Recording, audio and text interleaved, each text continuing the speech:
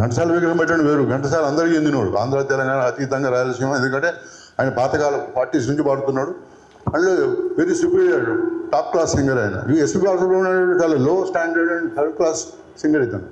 ఘంటసాలతో పోలిక అసలు మీరు పెట్టనే లేరు. గత 50 ఏళ్ళుగా అతని పాటలు మనం వింటున్నాము.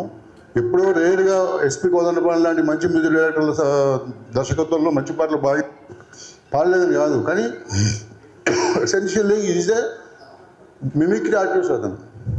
ఆ మిమిక్రీ తోటి ఏదైనా మిమిక్రీ, క్లాసికల్ మ్యూజిక్ కూడా మిమిక్రీ చేస్తాడు అన్నాడు. శంకరాభరణం వాడినాడు. మరి బాలమురళీకృష్ణ బాబు అని ఉంటుంది, అది ఉండదు కదా. నా ఉద్దేశం ఏంటంటే అసలు ఈ ఐడియానే తప్పు.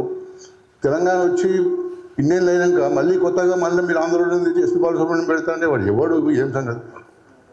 నెల్లూరులో పెట్టుకోవాలి. నెల్లూరు వాళ్ళ నాయనకాల గొప్ప సంకీర్తన చేసేవాడు, గ్రామ సంకీర్తన, నగర సంకీర్తన అంటే మన పొద్దున్నే ఈ వైష్ణవ శైవ కల్చర్లో ప్రజలను లేపి ఆ సంకీర్తనలో పాల్గొనేది చేసుకుంటారు పొద్దున్నే లేచి మబ్బుల. అట్లా అతను చాలా మంచి పేరు ఉంది ఆయనకి అక్కడ. కానీ ఇతనికి ఏమాత్రం మంచి పేరు లేదు. మీకు తెలిసి ఇండస్ట్రీలో ఎంతమంది నొక్కిండు, ఎంత పాలిటిక్స్, ఎంత కెరీరిజము, బ్రాహ్మణిజం పైపెచ్చు, భయంకరమైన బ్రాహ్మణిజం. అతను ఆరాధ్యుడు యాక్చువల్గా, అంటే వీరశైవ శక్తి అది బ్రాహ్మణులు. ఆరాధ్యులు అట్లా మామూలుగా ఉండరు, బ్రాహ్మణులు ఉండదు వాళ్ళు. కానీ దానికి కూడా ఎక్సెప్షన్. మామూలు ఇతర బ్రాహ్మణుల లెక్క ఆరాధ్యులు అంటే ఏంది, శివుడిని కొలిచేటోళ్ళు కదా, వాళ్ళు ఎప్పుడూ కొంచెం న్యాయంగానే ఉంటారు కదా వైష్ణవ అండ్ రెగ్యులర్ వైదిక బ్రాహ్మణుల కంటే. మరి ఇతను అట్లా కూడా లేడు. ఎందుకంటే మీకు తెలుసు ఆరాధ్యుల్లో మనకు కాశీనాథుని నాగేశ్వరరావు పంతులు ఆంధ్రపత్రిక వ్యవస్థాపకుడు నుంచి కాశీనాథుని విశ్వనాథ్ దాకా మంచి సినిమా డైరెక్టర్ అతను. సో ఇట్లా ఎంతోమంది అందులో గొప్పవాళ్ళు ఉన్నారు ఆ గ్రూప్లో, ఆరాధ్యుల గ్రూప్లో. ఇతనికి ఆ లక్షణాలు ఇవి లేవు. తర్వాత అసలు ప్రభుత్వానికి ఐదు ఎందుకు వచ్చింది నాకు అర్థం కావట్లేదు. ఎవరు దీన్ని రేవంత్ రెడ్డి గారి మనసులో దీన్ని ఎవరు ఆ పురుగు ఎట్లా ప్రవేశించిందని మనం అర్థం అవుతలేదు.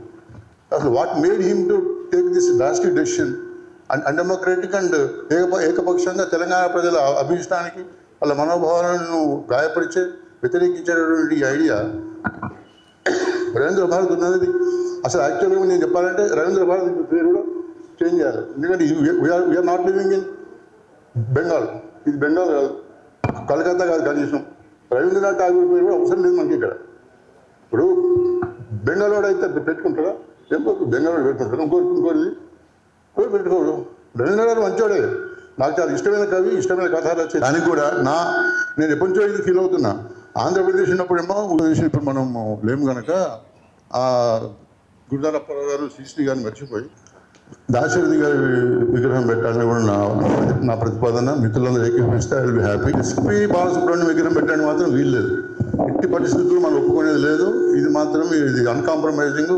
ఎందుకంటే ఇది most meaningless and stupid.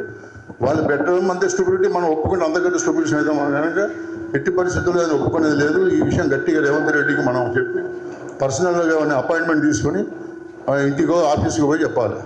So ఆ విగ్రహం ఉంది కదా అంటే విగ్రహం ఉంటే ఇంకెక్కడైనా పెట్టుకోవచ్చు, వాళ్ళు ఎక్కడైనా పెట్టుకోవచ్చు. Not in Hyderabad. నెల్లూరులో పెట్టుకుంటారా, విజయవాడలో పెట్టుకుంటారా, వాళ్ళ ఇష్టం. రాజమండ్రిలో ఎక్కడైనా పెట్టుకోవచ్చు.